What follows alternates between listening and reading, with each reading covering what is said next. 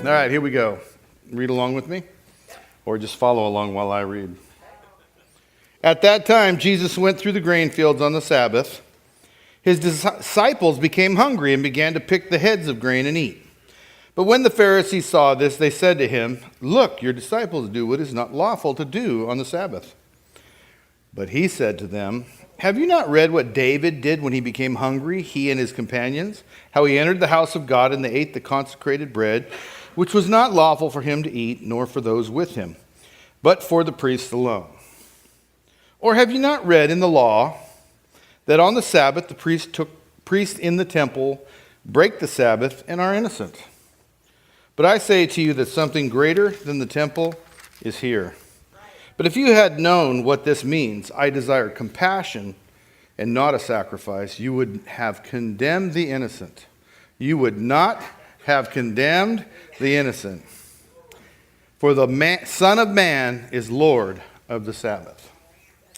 So, anybody ever read that before and wondered what the heck he's talking about? Yes. Like almost like I don't have to obey the rules.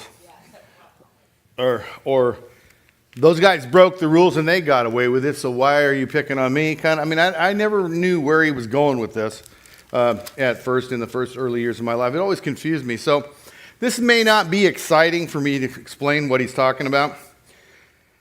So in Jerusalem, 4 AD, whatever year this was, all cornfields, wheat fields, all of these fields had to have a section dedicated, and then they would use this as a road. So it was lawful to take those by the road, to cut them. As long as you didn't cut them with a blade, you could pick them by hand and eat them raw. And so nobody was saying that these guys were stealing anything, because it was just very lawful that going past an orchard, you were able to grab anything as long as you didn't use anything mechanical, a blade to cut it off. You weren't harvesting, you were just simply eating as a wayward traveler. And of course, part of the law is that you take care of travelers and you don't be stingy.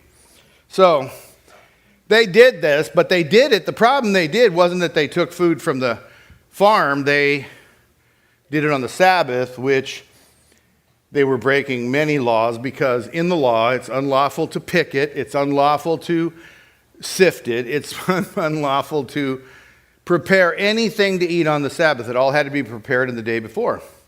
Now, most of this, or some of this, is in the law put down by Moses, but after Moses, the priests and the scribes and the Pharisees began to add to it, and they created 11 volumes, like this thick 11 volumes, that added to the rules, to where it would be almost impossible not to be breaking the rules unless you just sat at home in a chair and didn't move for the Sabbath. They had made it so that if you had a needle in your lapel and you got up and moved, you were carrying a burden. That's how far they took it. So if you moved across the house, almost anything you had on you was a burden, and you're not allowed to carry a burden. The problem was you could carry it so many steps, but you couldn't carry it beyond those steps. And so you're counting your steps. You didn't have a Fitbit. You had to count your steps. And once you went too far, you now were breaking the law. And it was very, very difficult. And Jesus' answer to it was almost like excusing law breaking and saying, because it's me. And there is some element to the fact that he's saying, it's me. But they didn't get it. They didn't get that it's me. What he was saying to them was, you already know this is okay, but you're not applying me to what's okay. He said, don't you remember David ate the consecrated bread? So what that is so much grain had to be made into bread and left on a table for God. And it sits in the temple on the tabernacle for David's time, on his table, and then when the time expires as the sacrifice, then the priests eat it as part of their provision. David came in after the sacrifice, and the bread was still sitting there, and his men were so hungry they ate the bread in the temple. When he said, you priests break the law in the temple all the time, on the Sabbath, the priests are doing their job, and they're working on the Sabbath. They're lighting lamps, they're changing the oil, they're doing all kinds of things in the temple. And Jesus is saying that they're not guilty because they're serving God in a role that God laid out for them. And so in the end of this, really what he's saying is, it's because it's me. It's okay. How come you don't think it's okay is because you don't know who I am. And so what I try to tell you all the time is when we read that as just for today, it is like grab your face. I'm just like, I don't, what the heck has this got to do with anything? But if you then take in context everything we've been talking about, this whole journey he's on started with him saying the kingdom of heaven is here. It is with you. It's upon you. Your king is here. The reason Matthew wrote his gospel to the Jews was to say, the king is here. What you're waiting for has come. And what you're waiting for is here for you. Not just here to say hello and goodbye, not just to pass through so you can cheer for him, but he's here. Times have changed. The covenants have changed. There is a new covenant, God said. Behold, I will make with you a new covenant. And they're quoting to Jesus, the king, the old covenant, saying, why are you guys breaking the old covenant? Because you only think this because you're trying to accomplish something, and in your own life, you break the law, and it's not illegal. David broke the law, but that was man's law. That's what he finishes with, that last statement, that last sentence in these 8 verses. Let me read it to you. For the Son of Man is Lord of the Sabbath. And kind of scratching my head, but what Jesus is trying to tell them is the Sabbath, like in Mark, it says the Sabbath is made for man, not man for the Sabbath. And he's trying to tell them, you have created your version of the Sabbath. You have written what the Sabbath is. You're trying to judge me for not following your version of the Sabbath. But your king is here. I wrote the Sabbath. I know the Sabbath. And the Sabbath I presented is not broken in this. As proved by David was not judged for what he did. Your priests are not judged for this. I will not be judged for this. The Son of Man is Lord of the Sabbath. And when he says Son of Man, in my Bible, these words are capitalized. That means it's Jesus he's talking about. He's talking about himself. In Mark, they're not capitalized, which means he's talking about man. Man has created the Sabbath. So I went looking for commentators to say, what does he mean?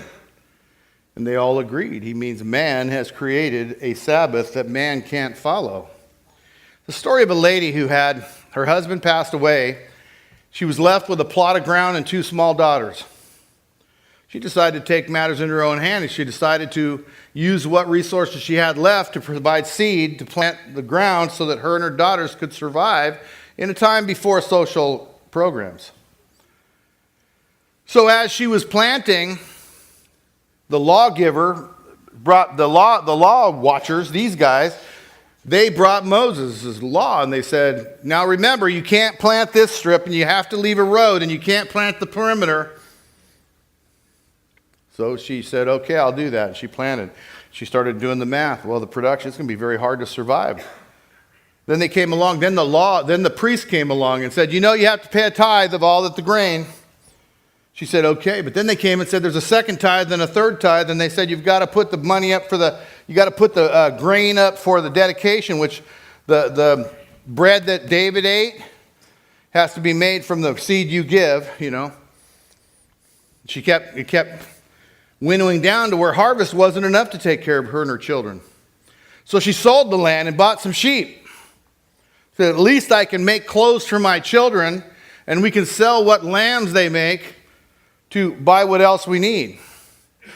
But as she sheared the sheep and was ready to take care of the wool, the priest came and said, you have to And they began to lay out what you have to do with them. And that lamb is ours. So you can't sell it. You have to give it for the forbearance of your sins. Oh my goodness. She said, well, I'm just going to slaughter the lambs. At least we'll eat and then we'll die. They said, yeah, but you have to give. But you have to give the shoulder and all the organs to the temple. And then there's the other feast. He said, well, I'm going to declare them dedicated to the Lord. They said, well, in that case, the whole sheep is ours. And this is how man has used the law and the covenant to strangle. Wow. Jesus coming into a society that has taken what God gave them to bless them, and their history of living that covenant, he was perfect in. But they continued to do what was evil in the sight of the Lord, and they continued to cut down what you can plant, take so much of the portions to where there was nothing left, and people just didn't want to believe anymore, didn't want to follow anymore. They kept writing new regulations to strangle. And the law, by nature, what man has done with it, has strangled people. And Jesus came into a society much like this, where eventually it says from that moment on, they plotted how to kill him. That's the nature of the law. Now, last week I was telling you, if you're a Christian, you live like this, God has no problem saying that. Jesus has no problem saying that. He even says, what good is it if you do these things? Don't the heathens do these things? Shouldn't you do these things? And what it is the balance of a man under law gives 10% of everything, and a man under grace gives nothing. And what Jesus is trying to teach us is, a person who has been given grace, in other words, a mulligan, or forgiveness of sins, or the promise of eternal life, or the rewards of the Holy Spirit, the comforter, the counselor, the light to our path, the teacher in our life, the counselor. A man under that ought to be giving everything. He who seeks to gain his life will lose it. He who seeks to lose his life will gain it. A man should lay down his life who is given that much redos and forgiveness and blessing. Right. A man who has a promise that the Father and I will come and will make our home in you. I will send you another comforter. I will send you a counselor. I will send you a spirit. And when the Spirit comes upon you, you will receive power from on high. And the gifts that are described of amazing gifts, way greater than miracles performed in front of people, but gifts of peace and patience and kindness and forgiveness and oh my goodness, all these incredible gifts of self-control where I had none. Right. Just amazing things given to me. And so Jesus is going through a grain field, and his disciples, hungry, pull some grain off and eat it, and that's what they want to talk about. Wow. He's just told them, the king is here. He just told Bethsaida, if the miracles done in you have been done in Sodom and Gomorrah, the cities that you love to tell stories about, you love to preach against sin by preaching about Sodom and Gomorrah. If the miracles done in you had been done in them, they would still be around today, for they would have repented and turned. He just told them that. Oh, that's good, but what about this grain you're picking and eating on the Sabbath? You see how it worked? I think some of you are recognizing things we've done in our life. We're very similar. We're no longer in jail. We're no longer addicted. We're no longer sorrowful. We're no longer miserable. We've got so many things going in our life. But what about that other thing? Anybody ever have that happen in their life where you kind of forget what's been done for you? You're running off down the road screaming and crying, he hates me. He don't love me. No one in this room, I know. I just want to make sure it's on the table so you recognize it if you're ever tempted to. Right? Ouch, maybe? A little ouch going on there? I don't mean it. I don't intend to bring ouch to you. I want to bring blessing to you. And what I'm telling you is the most important part of these 8 verses. This is it. This is the deal. This is what you got to get in your life. Right. Every day you should be popping out of bed, good morning, Jesus. Every day when you lay your hand or your head to your pillow, you should be saying, good night, Jesus. Another day in glory. Another day knowing you. Another day with the kingdom of heaven being offered to me by the King of heaven. Relationship being offered to me. Hope being offered to me. Instead, we tend to take the law he laid down, which just like his law is really good for us. I'm telling you, it's so good for us. And we want to write volumes on how to enhance it. Make it better. You did good, Jesus, with your commandment. But let's just add a wrinkle. 2,100 years later, a couple billion people adding wrinkles, and we got us. One heck of a religion. We do. Let me just give you, let's just go back. Let's try to pull this thing back to what he said. I know it's going to sound simple, but oh my gosh, all by itself, it's impossible. For me, love one another as I have loved you. Doesn't take any 2-inch thick book to say that, does it? Doesn't take 11 volumes expanding out to 4 inches. It doesn't take worrying about whether you got a pin in your lapel when you walk 11 feet or 12 feet with that. It doesn't take all that, does it? Love one another as I have loved you. Whew. Foxes have holes and birds of the air have nests, but the Son of Man has nowhere to lay his head. If any man would come after me, let him deny himself, pick up his cross, and follow me. Did he say cross? Seriously, did he say cross? I'm glad he didn't mean that one. I'm glad that was a symbolic cross. Let me go pick it up. Oh, can I? No. We're going to have to make a smaller one then. Less burdensome.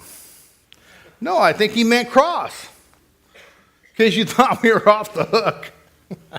If any man would come after me, let him first deny himself. What? We skipped over that to the cross so that we could say, I don't want no cross. What about the deny myself? I think already we have more than we can handle, don't you? Yeah. Love one another as I have loved you. I have denied myself. Could have come as king, but came as a baby. Could have come as the ruler, but I came as a son to a carpenter. Could have lived in a temple, but I lived in a town that was the least of these. Could have been carried by angels, but I walked in sandals on dirt roads. Love one another as I have loved you. I took the low road. All I did was preach the truth and speak the truth and live the truth for you. When it came time to figure out how you could be saved, I paid the price. It's really easy to say, well, he did that, it's done, we don't have to do it. Then what did he mean? Love one another as I have loved you. I like the other one that we like. We all like you love your neighbor as you love yourself. I don't like my neighbors much. Serious. So what do I want to do? I just got to stop liking me so much. Then it's okay. But what's the end result of that? How does that work out? Well, it isn't what he taught us to do anyway. We're all walking around saying that's what he taught us to do, but that's not what he taught us to do. Right. He said, I have this a new commandment I give to you. Right. This I command you. Love one another as I have loved you. Oh, he loved us in so many ways with this truth he's teaching, with these promises he's making. So he's asking you to make some promises. He's asking you to speak some truth. He's asking you to live the truth that you have heard. Right. To take what has been given to you freely and freely give it away. How free was his gifts? How free was it for him to come here? Well, free is a pretty low price. But he didn't say cheap. He said free. Come on. It cost him dearly. It wasn't a low price. It was free to you and me.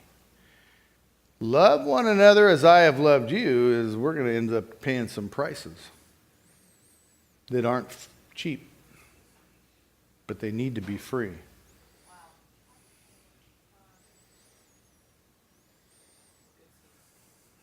I meet people all the time who want to take this verse and say there are no rules in Christianity. Jesus has come, so the rules are out. I just like, wow, that's crazy. That's crazy.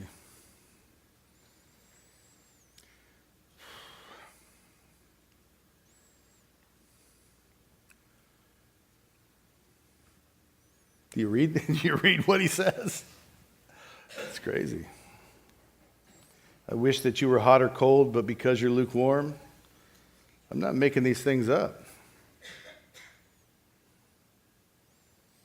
We don't need to add anything. Let's just stop adding. Let's quit putting a wrinkle on it. Let's just read what Jesus says and do it. I was reading a book by Francis Chan a couple years back, and I was kind of doing some boo-hooing and some woo-wooing and some self, what's that called, pity partying, and, like I'm all alone. So I picked up Crazy Love, and I liked the first chapter, so I was reading the second chapter, and right there he said it, man. I just started bawling because I knew I wasn't alone. I started crying. He says, shouldn't we just read what Jesus says and do it?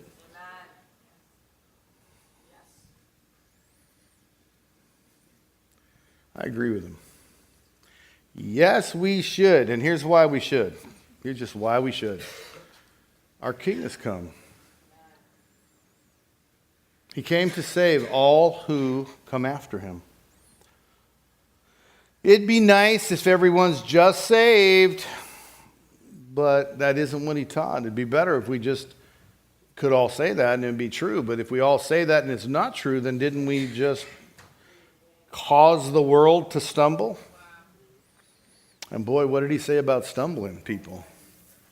Something about a millstone in a sea or something.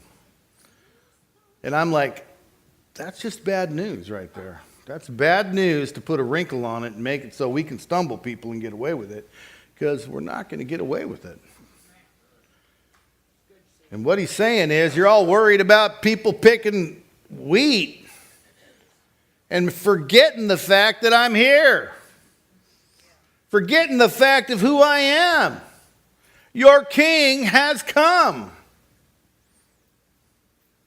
The one you've waited for has come. And you know what the problem for Israel was? So many people came along and said what the king coming would look like in advance. I'm really nervous about telling you what the end's going to look like. I'm really nervous about that because they missed it because so many people thought they knew, told them what the end's going to look like. I'm just going to tell you what the end's going to look like. It's going to look like the end. However he designed it. People say, are you pre-trib, post-trib? Are you rapture at all? Do you believe in a rapture or don't believe in a rapture? And I said, man, when it comes to end times, I'm a pan end times guy. I have a pandemonium, or is it, it's all going to pan out.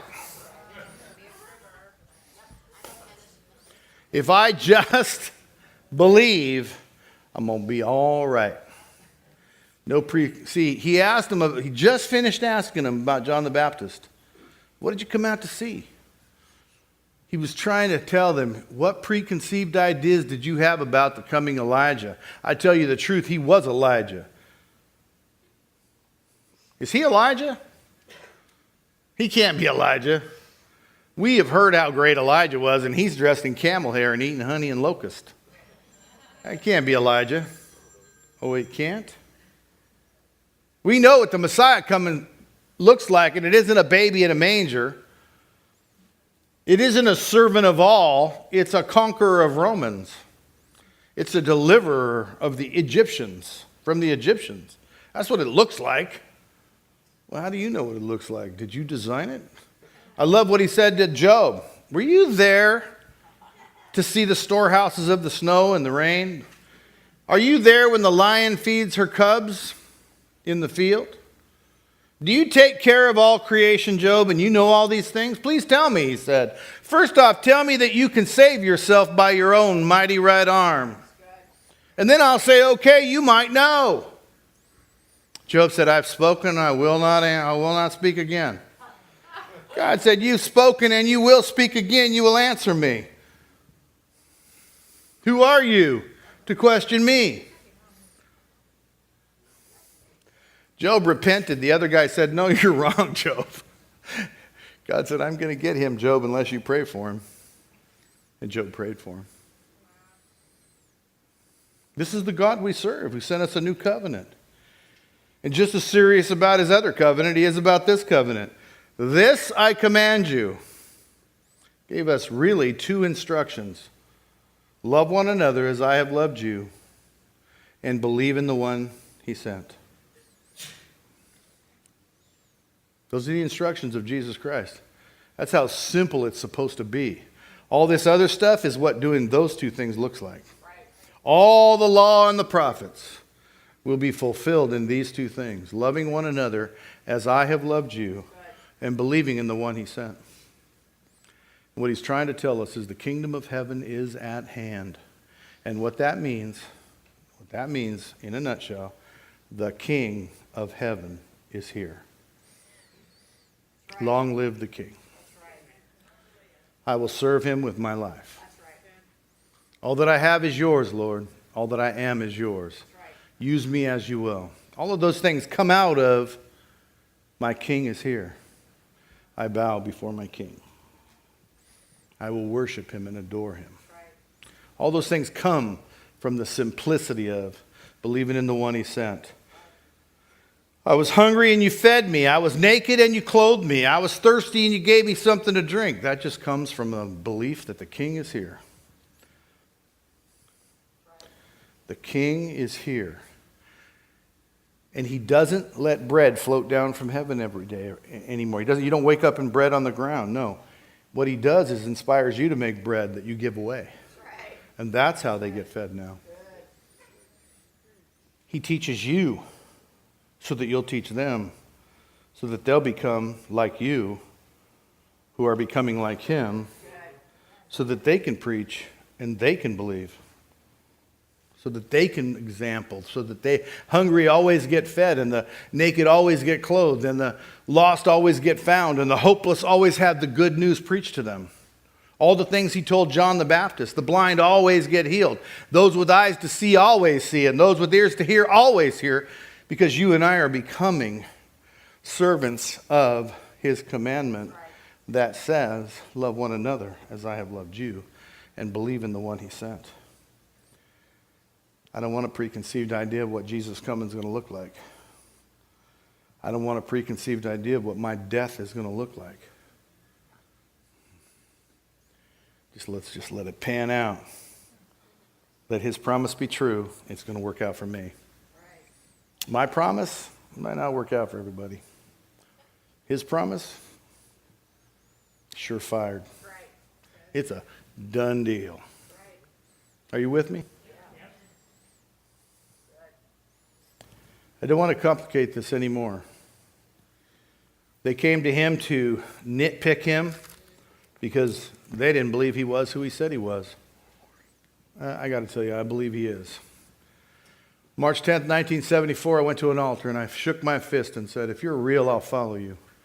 But I'm sick and tired of this religion. Most of you know the story. I walked out there stunned. He's so real, it's unbelievable. And he didn't reject me, and he heard my prayer.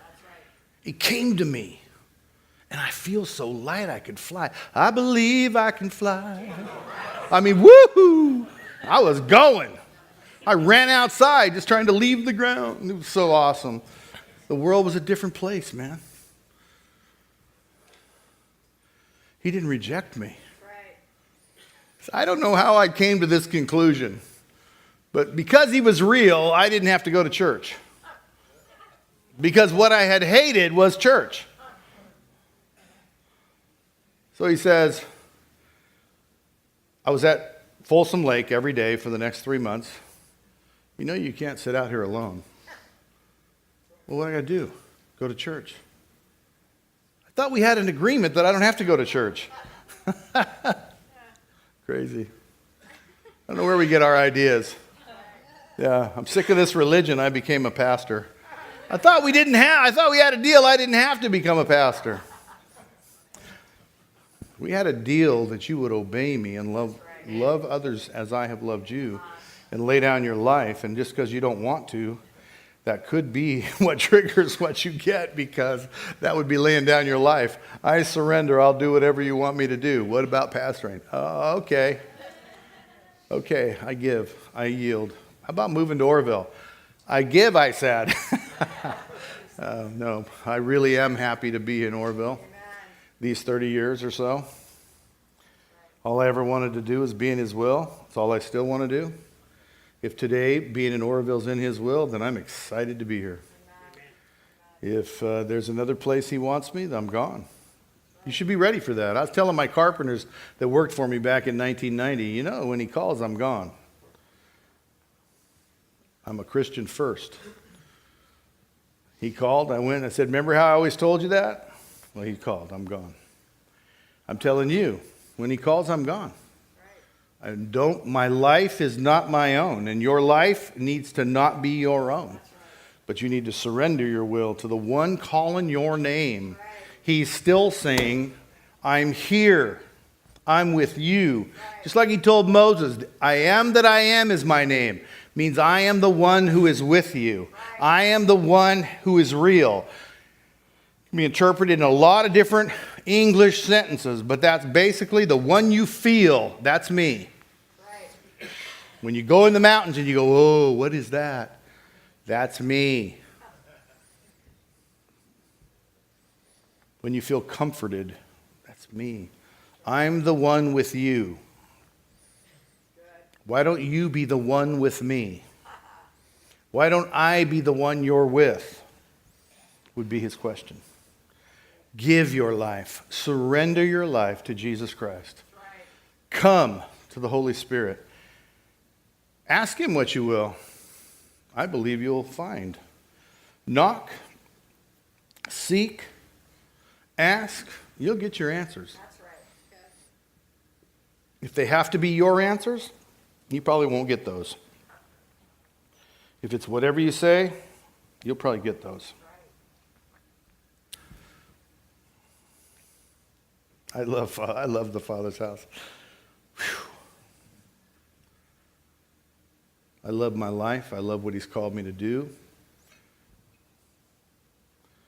My life's the best it's ever been. I pray yours is too. How about we fit this in? Further up and farther in. Line upon line. Let's just keep going. What's next? My King has come. My Redeemer lives.